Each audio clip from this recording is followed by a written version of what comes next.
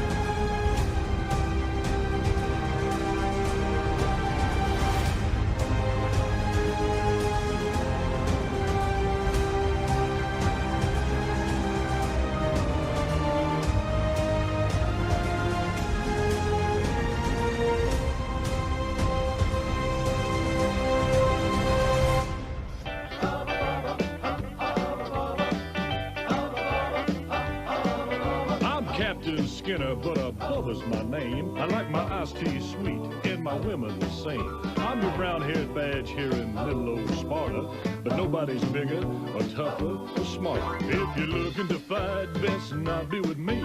Wanna be held tight? Well, now we'll just see. You never know in the heat of the night on TNT. Heat of the night on TNT. Now I don't put on any airs, but then I ain't no slob. Just a redneck boy with a blue-collar job. The ladies I date, they gonna have 'em some fun, 'cause I'm a big hunk of crime fighting son of a gun. So if you're looking to fight, come on up in the ring. You wanna be held tight, just about anything can happen in the heat of the night on TNT. Hubba, hubba, hubba, hubba, heat of the night on TNT. Yeah. Oh, my fellow Americans, ask not what your country can do for you. Ask what you can do for your country. Mr. Gorbachev, tear down this wall. What the hell's going on out here? Everybody crabbing out there. Nobody. That the only thing we have to fear is fear itself. Today, I consider myself the luckiest man on the face of the earth. I'm not fearing any man. Mine eyes have seen the glory of the coming of the Lord. So, 5 seconds left in the game. Do you believe in miracles? Yes! Unbelievable. Free at last! Free at last!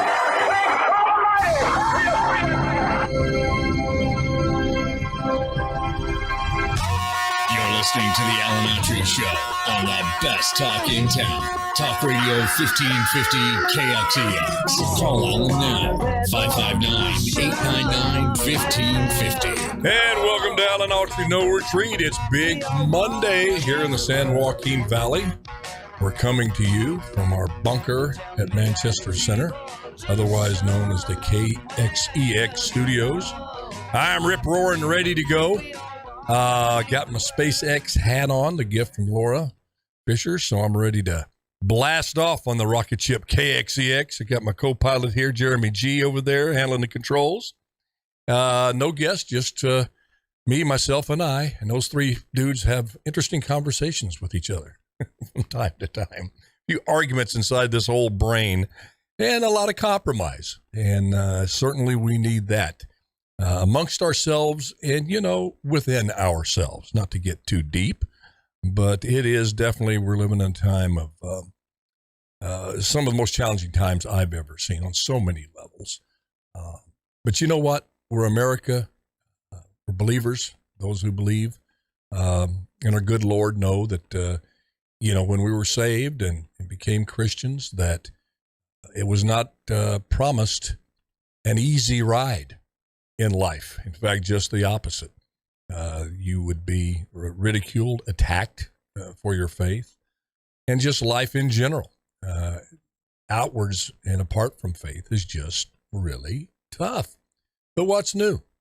I mean, we're in a country that had to fight for its independence. We had people that believed it just wasn't right to live under tyranny. And an interesting thought about that, or fact about that, is our founding fathers, people think that they were representative of the entire country, that we were just so ready for freedom and so tired of being oppressed by King George that the masses rose up and we just, it was everybody out fighting the British, which is not true.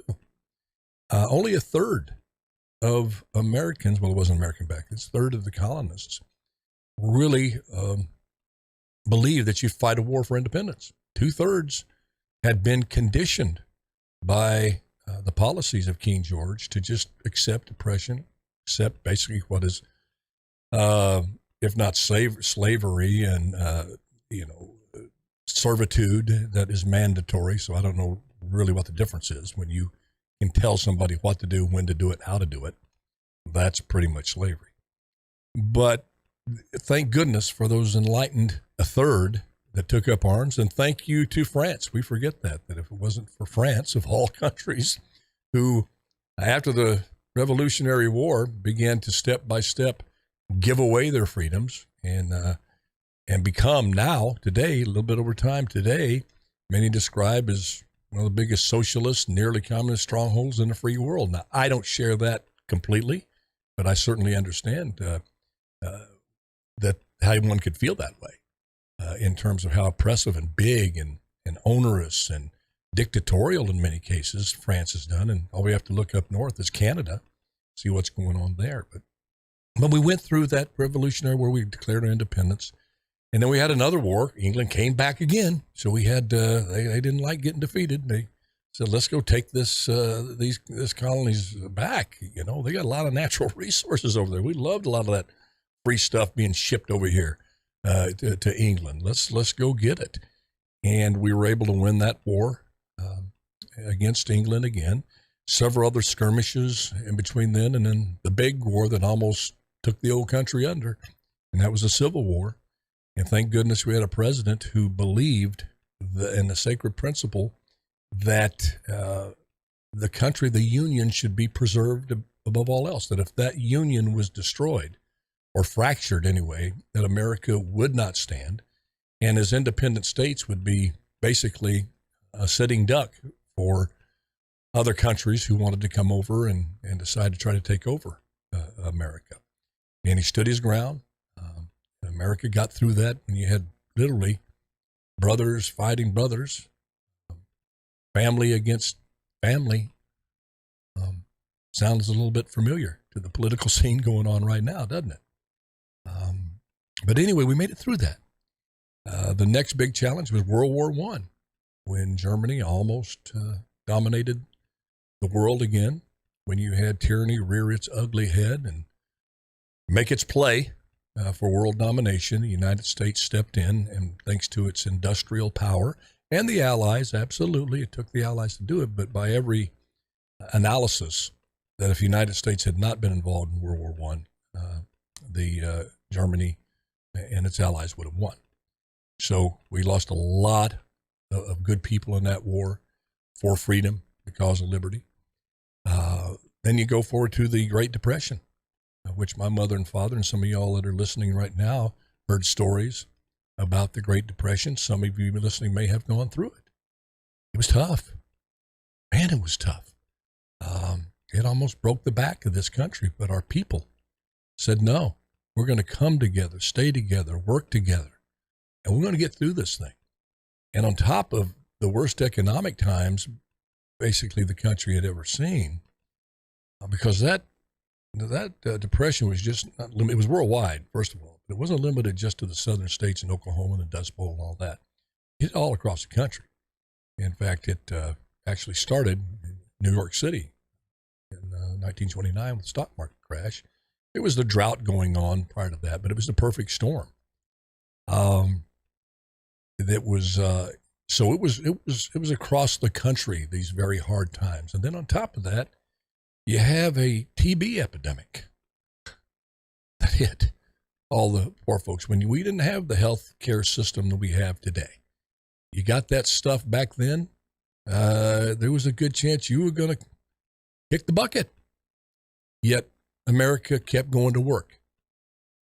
Americans kept getting up out of bed, going to work to help build this country, get through these difficult times, and create a country that could have of freedom and liberty and opportunity on to the preceding generations, which was me and you, some of you, and the youngins, from the boomers to Generation Z. Thank goodness for that generation, that Depression era generation, who just found ways to persevere. Jeremy just told me today before the show that some of the greatest inventions that we still use today were created during wartime circumstances, because you had to. You had to come up with solutions, because if you didn't, that was it for you. You know, it was necessity is the mother of invention, as they say. But we made it through that, and then we had the Vietnam War. It's kind of divided America, but we got through that. And you can go on down the Iraq War, this and that. Then we are where we are today, where we find ourselves at war, really, yes, in Ukraine and militarily, which is a huge, huge threat, a real threat, not only to democracy, but basically an existential threat to our existence. We've never been this close to nuclear Armageddon than we are in the war in Ukraine. The 1961 missile crisis, it was nothing compared to this. The circumstances are completely different. The temperature is much, much hotter than it was back then.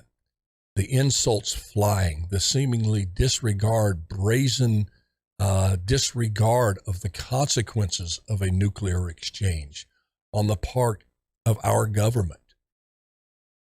Our elected leaders, people like Lindsey Graham, Joe Biden, Kamala Harris, Republicans, Democrats, all over this, saying, let's push this crazy guy.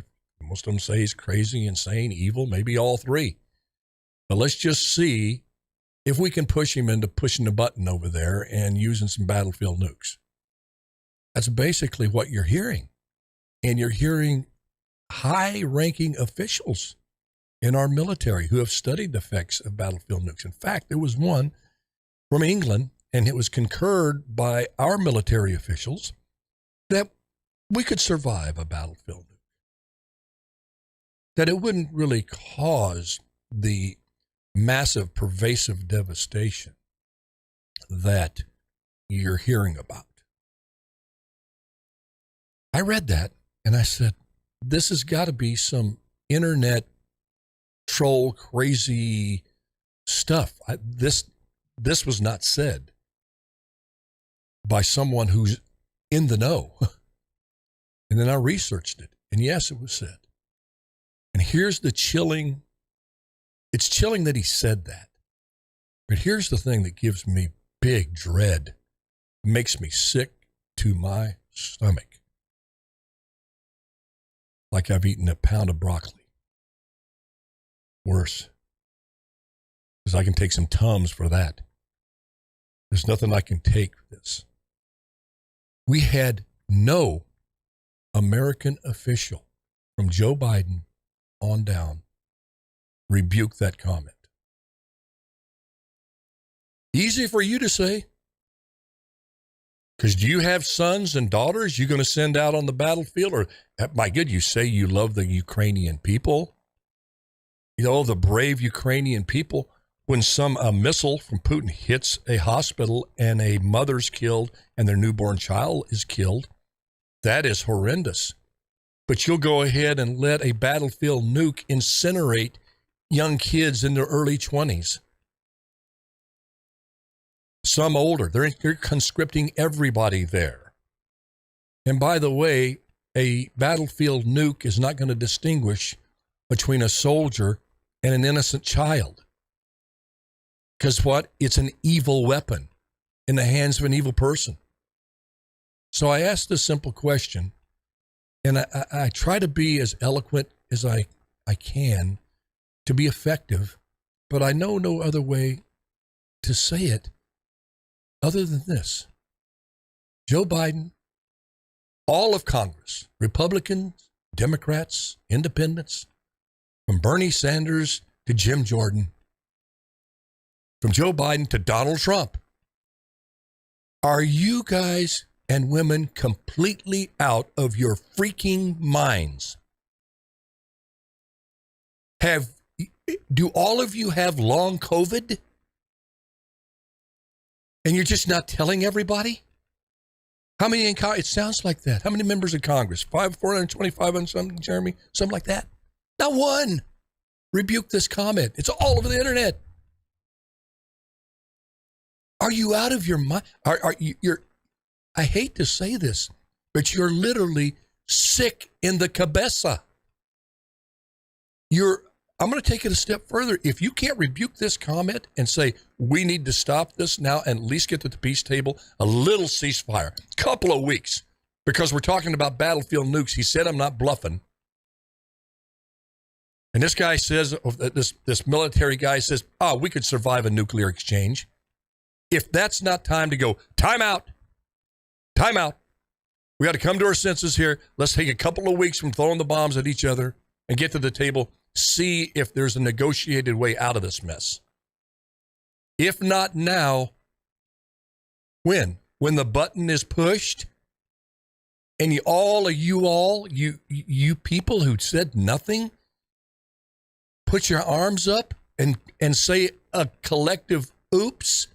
We never thought that would really happen. That's what the Emperor of Japan said when Truman says, we got the bomb, we're going to drop it. Unless you come to the table and talk. This was from a Democratic president in a free country. You think a madman in a country, in a oppressed country, won't drop it? We have historical precedent on this. Truman gave the warning. The warning was rebuked. Bomb was dropped. Thousands incinerated. Putin has gave the warning. We need to talk, whatever it was. The communique said, he said, I will do this. I'm going to do this. And we're saying, no, you won't. Come on. Not only that, they're goading him. I mean, I look at January 6th and the knuckleheads that participated in that. And they are not the protest. The protest, you had legitimate right to be a part of that. Support the protest. The knuckleheads that broke into the Capitol, they're getting what they deserve. I'm sorry. Some are getting, if you walked in there, a place that's been broken into, you should know better not to do that, okay? But you see the reaction of the people in Washington. They didn't raise a finger during the riots of 2020. When there was 14,000 arrests, when a federal building was burnt down, a half of a large police precinct was burnt down, when there was 35 innocent people killed, many officers. Remember David Dorn, 71-year-old, just trying to protect his property, shot dead. You called it, that's just people expressing their democratic right to protest. You said nothing about that. And then when something was said, hey, that's the BLM movement, you said, oh, wait a minute now. You don't lump the violence BLM members in with the peaceful protesters. There's more peaceful protesters than that violent group over there, which we have to accept because after centuries of oppression, violence is violence because you know what? Two wrongs do make a right in our ideology. That's what we're living by. But when it comes to January 6th, when somebody says, look, the vast majority of those there January 6th were peaceful. They were protesting. They were emotional. They believed in why they were there. And he traveled hundreds, thousands of miles to be there. But a group went in there that shouldn't have. And you say, don't judge that whole protest by those. Yet you don't accept that. As president, you get on TV and call everyone that was there that day semi-fascists and the biggest threat to democracy, even worse than Al-Qaeda and the Taliban. I guess the reason I bring that up is there's no real leadership thinking in a unified manner of what a real threat, an existential threat is. You hear Biden saying that MAGA people are an existential threat to democracy. You hear people on the right saying that Biden's an existential threat in the woke movement, which I believe it's a big threat. But I believe in short-term relief, long-term solutions, and this makes sense in my mind. They asked the lady who had 15 children, which one do you love the most? She got 15 children. She says, I love the one who needs me the most at the time, the one who needs the most attention. Well, I tell you, what needs the most attention right now is the war in Ukraine and the threat of nuclear weapons being used by this dude who and has backup by his military. And I know people hate hearing this, but a lot of his people, the vast majority, those who say, hey, this election's, you say an election rigged, you election deniers, you want to automatically say that the election in Russia is illegitimate because you can't believe in your heart that somebody would vote for Putin. You don't have their life experience. You didn't grow up in Russia. You didn't have parents and grandparents that lived through World War II when they lost 15, 20 million people from a German invasion. They have deep suspicions of Germany, the leader of NATO. And when I say this, I'm not being an apologist for Putin. I'm just saying put your thinking cap on. Get outside your box. And not walk a mile in somebody's shoes. You only have to walk a couple of feet of somebody who's lived in Russia and what that country's been through to understand they think differently. They believe that NATO is a legitimate existential threat. So some people say what I just said is getting deep in the weeds. I tell you something, if we don't get deeper in the weeds on this Ukrainian war and what is looming for us, my fear is that's the only thing that's going to be left on this planet is a bunch of burnt weeds. It has the potential, the domino effect, once you use a battlefield nuke. And I'll ask you this, we're going to go to break here in a second. This guy says, yeah, we can absorb a battlefield nuke. He sends one off, a nuclear device. Then what do we do? What does America do? What do, you wise and wondrous general? The object is to win the war. You know, that's what I'm taking totally advice from generals. Because what they do is they break things, invade, kill people, and break things. That's what they're trained to do. Win wars. Just win wars. Doesn't matter how you do it. As long as you have more people left standing and you have rules, you have dominance over the territory, it could care less what the terrain looks like. If you got 10 people left and they only have 2 people left and you're calling the shots, you've won the war. You can kill millions and millions and millions. You've won the war. Well, Alan, that's not what they're thinking. Well, what are they thinking? Have you thought to ask that question? You people that are supporting this Ukrainian war and get behind Lindsey Graham and all these Democrats and Joe Biden and Kamala Harris, when they ask you how long you're going to keep funding this war, and they say as long as it takes. How about if the economy in the United States completely tanks, we go into another depression? Doesn't matter. What's happening in Ukraine is more important. Well, what does victory look like? Yeah, the Ukrainians going to define that. Well, have they defined that to you? No, but they're going to. When are they going to define what it means? The only definition I've heard is from your Secretary of Defense, Lloyd Austin, who says to him, victory means Russia and Putin ground into dust, never to be a player on the world stage again. Now, I give him credit for honesty. That ideology should be scary as hell. Scary to me. I hope it is to you. He wasn't challenged once by anybody. Nobody. You Republican, that's why I'm an independent. I thank God. I'm so lacking in so many ways. If we wanted to list my thoughts, it would take a year's show.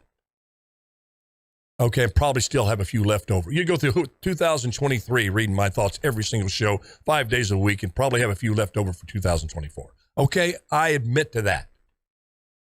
But one thing I'm thankful for is, and I thank God and I thank my parents, because I do believe they instilled in me a little common sense, a little ability to look forward and say, what I'm doing now and what I'm saying now is going to affect my future. It's going to affect your kids, your family. And if you're in a position of leadership like these people are, affect the whole country and the whole world. People are still looking to us, strangely enough, to lead. And when and Martin Luther King said it best. Martin Luther King said, a real leader cannot be driven by consensus. A true leader has to be a shaper of consensus. Now, he said that when he was against the Vietnam War, and I was for the Vietnam War. He saw what was going on. He saw it was a war being fought by poor people, poor whites, poor blacks, poor Mexicans. And as Creedence Clearwater said in their song, I ain't no fortunate son. If you were the son of a fortunate family, which means you had money to buy your way out of it, especially if you were a congressman. How many senators and congressmen's sons and daughters went to Vietnam? Look it up. That war was fought by, like my buddies, Gary Dent, Domingo Garcia, mostly minorities and poor white people from small little towns around this country. They were expendable. They were deplorable in the eyes of government back then. Why? And they didn't know how to end the war. They didn't know how to win the war. And you got people like me trying flying the patriotic flag. Stop communism, stop communism. Yeah, well, that was a worthy goal. But then they lost their nerve and didn't know how to get out of it. 55,000 Americans, good young men and women, lost their lives. I tell you, folks, this is serious. I hadn't planned on starting this Monday out. But I tell you, you've got a chance in the midterms to change things. And I hope you tell your congressmen and senators, President, you send a clear message that they need to come clean on this Ukrainian war. Because I tell you, we've seen this movie before, and it's a horror story. Go see Apocalypse Now. If you haven't seen it, tough movie to watch. You need to watch it. Vietnam veterans say it's the closest thing to being there that they ever want to get again, was watching that movie. So I take that to heart. Just go watch it. Because I believe with all my heart, we're heading that same direction. Getting bogged down in a war that could turn into a hot war with nuclear weapons. And then when it's all said and done, we're going to be worse than we started. Way worse. The planet is going to be devastated.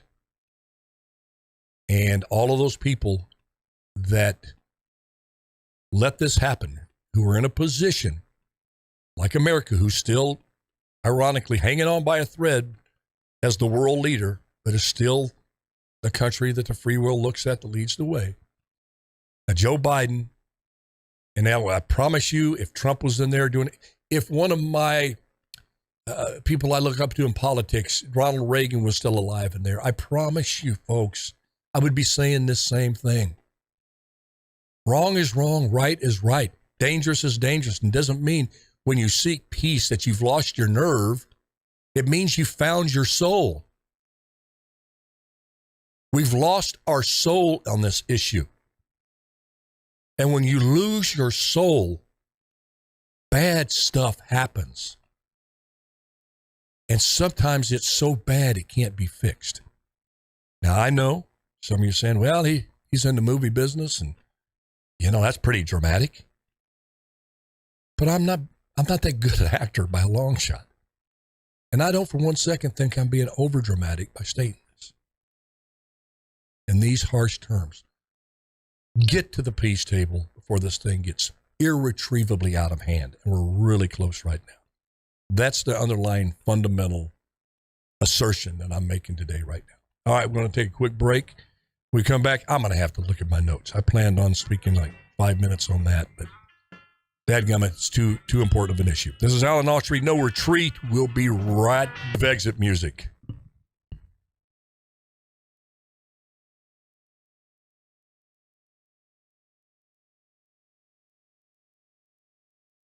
I know, kicking off a Monday, I could have kicked it off with, we're going to lighten things up a little bit, but midterms are right around the corner, folks.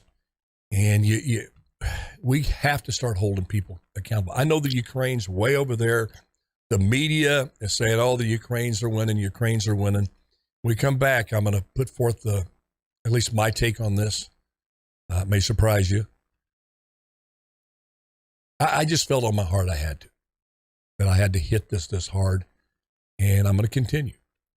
Because dadgummit, when the sirens start sounding, those things that come on the TV, this is alert. It messes up your favorite show that you're watching. This is alert of the emergency broadcast system. That noise it makes. If we don't watch it, that's going to come on. It ain't going to be a test.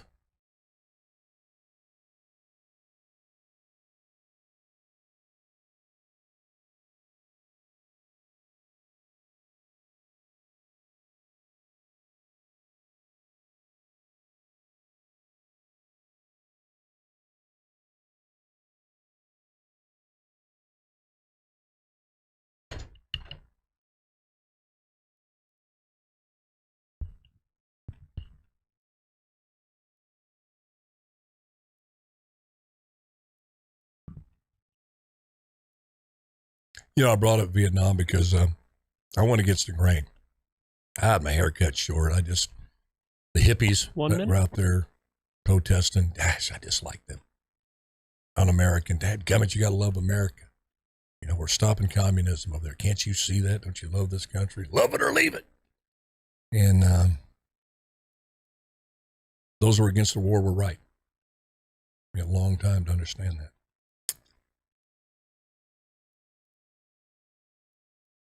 The motive was pure and right. America lost its way. 30 seconds.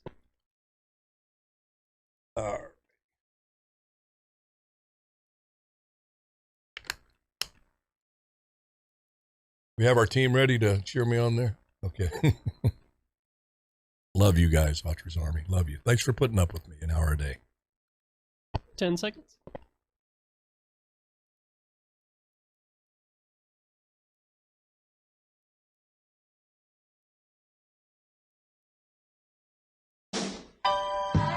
You're listening to the Alan Autry Show on the best talk in town. Talk Radio 1550 KXEX. Call Alan now. 559-899-1550. Hey, welcome back to the show. Cleanup efforts are well underway in Florida. The death toll is going to be a little bit higher than people thought. And,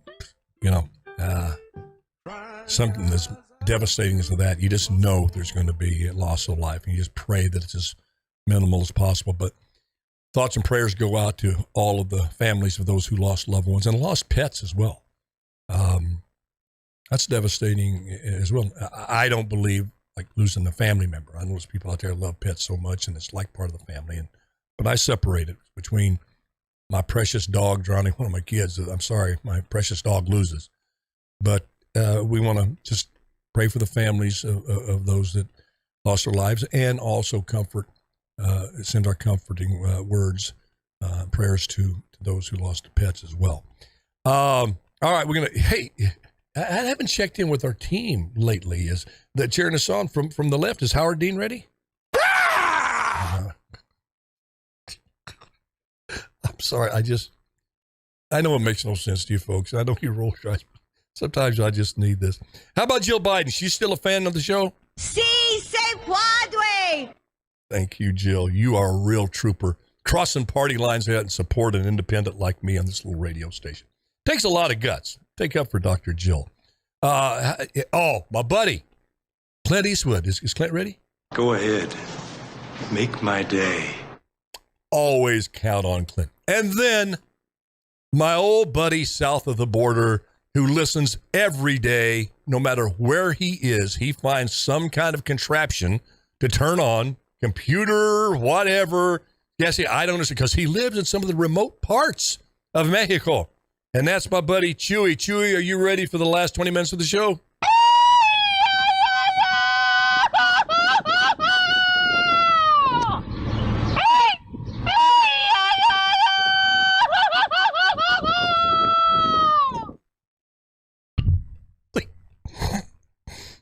Thank you, Chewy. Oh, God. Thank you, Chewy. Thank you, Chewy. Okay, thank you so much. I can always count on Chewy to get me out of this. Okay. Oh, gosh. One last thing, and then we'll talk about it first on the war in Ukraine for today. People say, well, Alan, look, outside of the nuclear thing, okay, just say that he doesn't use the nukes. I say, well, I hope God he doesn't. You're hearing me wrong. I think we're taking an awful chance. People do strange, crazy things when they think the existence of their family, their country is at stake. And I believe him when he thinks that. And a lot of the generals there think that. I think that's our big mistake. You got to understand they think that. NATO may have no designs to take over Russia or Ukraine take over Russia, okay? But they do. So you've got to know what you're up against. Now, and the way things truly are, not what we wish they were. And logic to us is illogical to other people, other societies. There's societies around the world, a lot of them, that think here that our gay marriage, the gender neutral stuff is totally illogical. They're adamantly against. They test up over 90% of their populations in some parts of the country. Don't understand us. And many here don't understand how they would think the way they do. But here's what I believe this about Putin. He is, with all of his, you call him evil. I want to call him evil. He's certainly doing some evil things for sure. He is, I feel, proven to be a very adept strategist militarily. I was talking about this with a buddy of mine. He just rolled his eyes. He goes, Ukraine is routing him. I said, because he's a big boxing fan. I said, hey, remember when Muhammad Ali fought George Foreman? He goes, yeah, it was a great fight. I knew you watched it. It was a great fight. He said, you remember how he won that fight? And he said, yeah, he knocked him out, knocked Foreman out. I said, yeah, but do you remember what led up to that knockout? He said, yeah, he let Foreman punch himself out. I said, yeah. Remember that? Yeah, he was on the ropes, and Howard Cosell was announcing Foreman was just teeing off on him. Rights, lefts, uppercuts. And this guy had sledgehammers for arms. He was one of the top knockout artists of all time. And Ali was just laying there with his arms up on his head, weaving, but taking the punches, not firing back at all. It looked for all the world, if you were watching that Ali was losing big time. And it was just a matter of time before one of those punches really got through, hit home on Ali's chin, and Ali would be flat on his face, knocked out. Cosell was saying as such, if Ali doesn't do something, well, I forget what round it was, that he roped the dope. He nicknamed it rope-a-dope afterwards. It was a strategy that Ali had going in. So they went back to their corners. You saw Ali. The punches were not knockout punches. Obviously, he was hurt and dazed a little bit. But you look over the other corner, and Foreman is gassed. He let it all go. They come out for the next round. Foreman tries to muster an attack. Ali sees that he's worn him down and went in and unleashed a barrage of punches and knocked Foreman out. I just put this question for you. Is Putin roping the dope on the Ukraine, Western Europe, and the United States? By all accounts, the Ukrainians have started this counteroffensive, and you read all the news outlets. They just broke through his southern flank and captured a city that was once under Russian control. Now the Ukrainians are occupying it. And every single outlet, from the Wall Street Journal to Washington Post, going on, day after day, the UK citing this rout that Ukraine has. What they're not telling you is that did you know that up to this point that the Russian army was badly outnumbered by the Ukrainians? A lot of people think the opposite. The Ukrainians you have a country of several hundred million in Russia, and Ukrainian, I think, population of 40-something million. Okay? Many more soldiers Russians have than the Ukrainians, but in the Ukraine, since the inception of the war, they have fewer men out there fighting. That's about to change. My feeling, I think, and it's clearly, you just look at step by step what Putin's doing. He's not going to unleash the huge offensive until the winter hits or the spring of 2023, when the Ukrainians have given everything they can, given the best shots to the Russian army. They've given and they've had to do it during the winter. I fully expect fights, these MiG jets to come out, start bombing and shooting missiles into Ukrainian forces that will be dug in the snow, and just do a relentless bombing campaign. After the Ukrainians, you see that they've had to live without their fuel sources.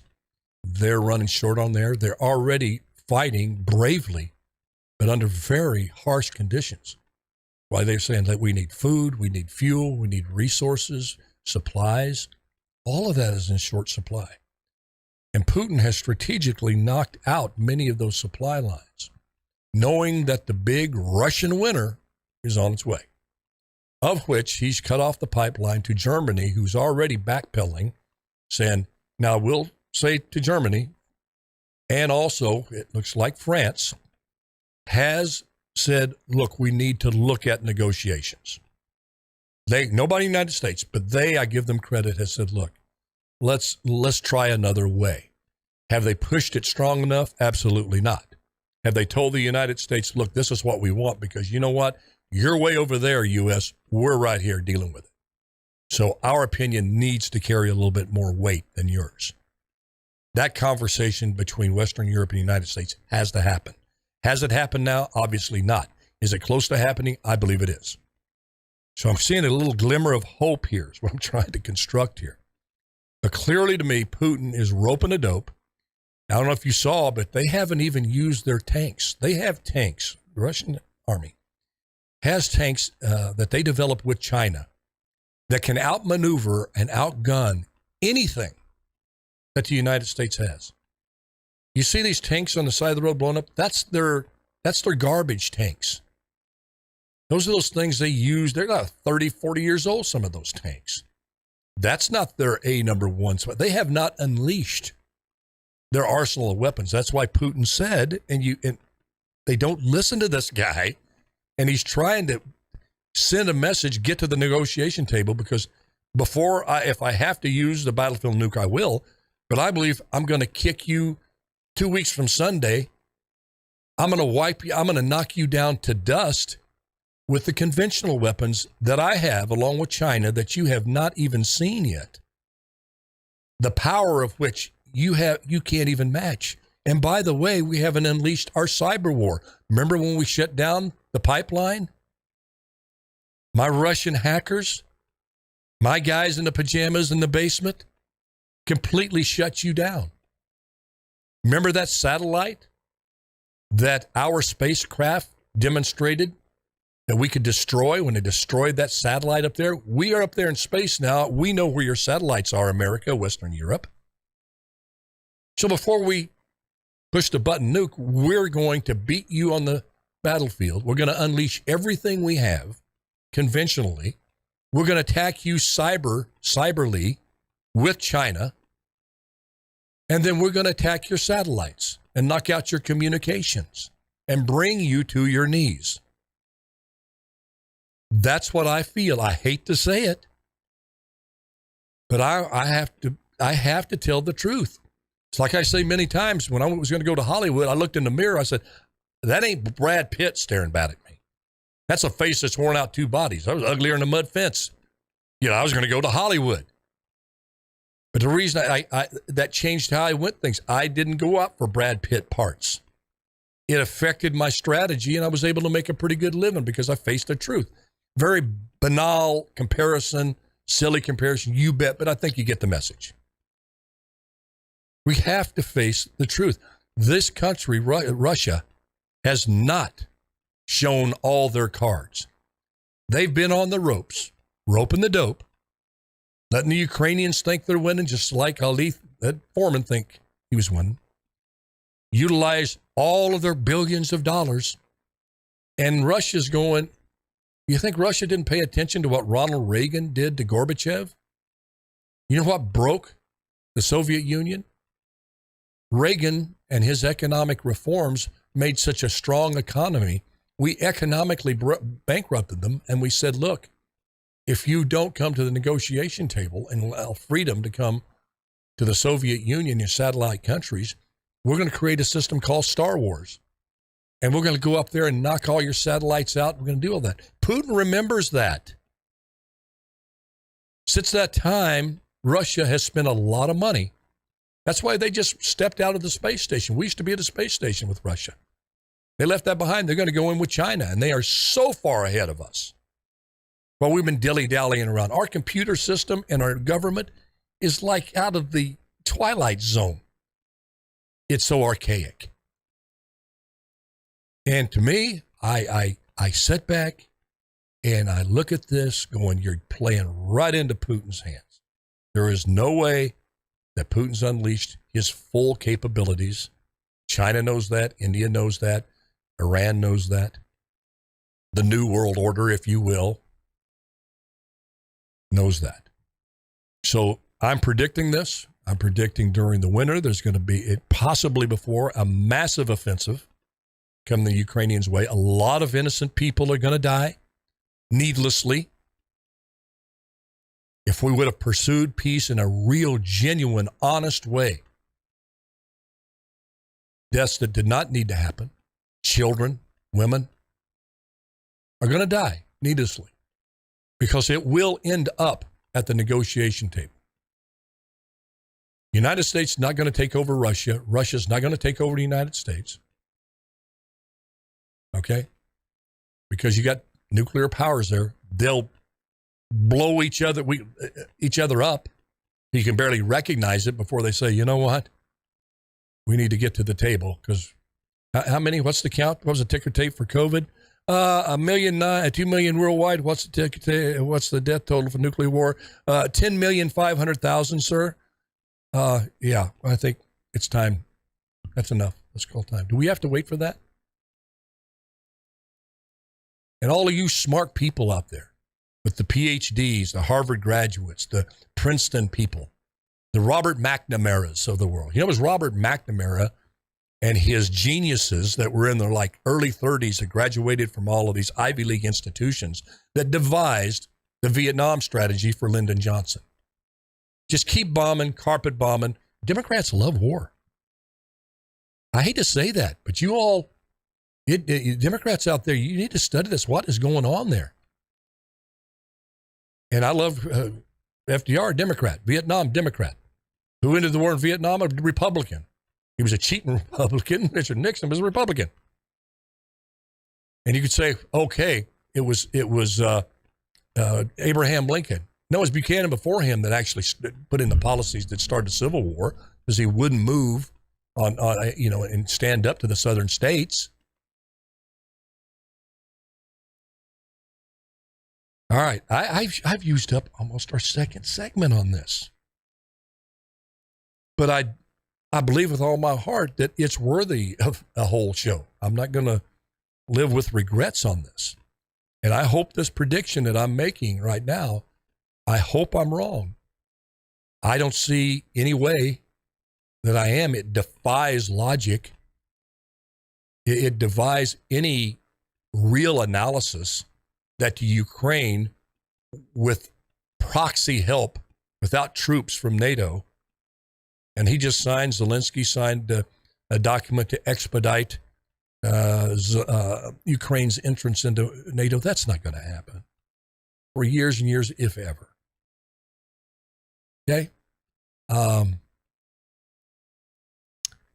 Just don't, the sooner we realize that there's a rope-a-dope going on, and we actually look at this clear-headed, take your anger from Putin out for a moment, Graham, because anger and hate skewers your decisions in a really bad way. When I was the mayor for 8 years, just like any mayor, you make some good decisions and bad decisions. You do the best you can. You hope that you leave the city better than you found it. Okay, there's no cure-all, there's no messiah that's going to occupy a mayor's office, no matter how popular that mayor may be. But when I was in the office there, I made sure that we looked at the issues straight in the face, to not run from them, to not spin. We had a tale of two cities where you had equal access to opportunity, education, quality of life in northern part of the city. I mean, just lowest unemployment zone in the nation, north of what Shaw Avenue was kind of the line of demarcation. In the southern section, you had very little, if any, access to education, opportunity, quality of life. I call it a tale of two cities.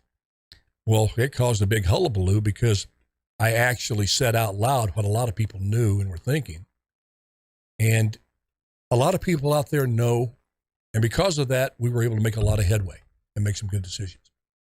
But the decisions that I regret the most, my point on that was we have to face the issue of the Ukraine soberly, truthfully, and rationally. But the mistakes I regret the most, there was 4 of them. Again, I made more than 4, don't get me wrong. But there were 4 that I made, and I really wished I had them back. Because, number one, they didn't work. In a couple of the cases, they wound up hurting people that didn't need to be hurt. Another case, it was bad information that I had, but I kind of knew it, since we're just really being honest and truthful here. But there was 4 decisions that I made that I really, really regret, and I made all 4 of them when I was angry. I won't get into the reasons. We only have a few minutes. I was angry, whether the councilman, the situation, and I made a decision out of anger. And I look back on them, and if I hadn't had that anger in my mind, in my soul, I would not have made the decision that I made. It was that anger was the deciding factor, not what was best for the city, not what was best for all the citizens of Fresno. It was a situation in one of them where this guy really messed me over on a council deal that would have helped the city. And I made a decision, and it was, hey, this guy needs to get a little of his own medicine. And I was really upset at this guy, how he proceeded, how he insulted my staff, insulted the city. Just not a good guy. And not just because he disagreed with me, he was just not a good person in terms of his behavior and his demeanor and just how he acted, how he treated people. But even that, I took an oath to put that aside. I thought I could do that on every occasion. Just separate myself and make decisions with people you don't like that may hate you, may put a knife in your back during your campaign or what have you.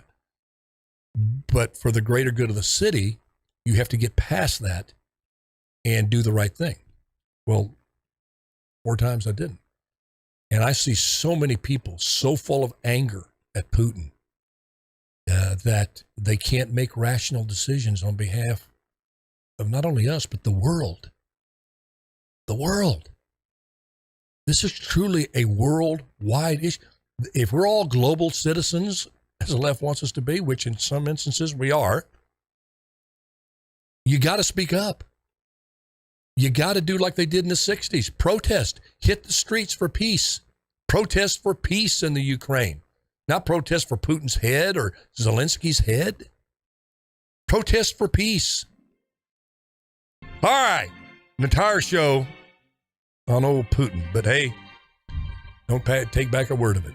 All right, folks. God bless you. Love you. Thank you for tuning in. And the good Lord willing, Creek don't rise. We'll be able to do it again on Tuesday, Taco Tuesday. Till then, just do your best and let God do the rest. And I promise you, it's going to turn out the way it's supposed to be. I love y'all. God bless and see you tomorrow. Bye-bye now. Keep smiling until then.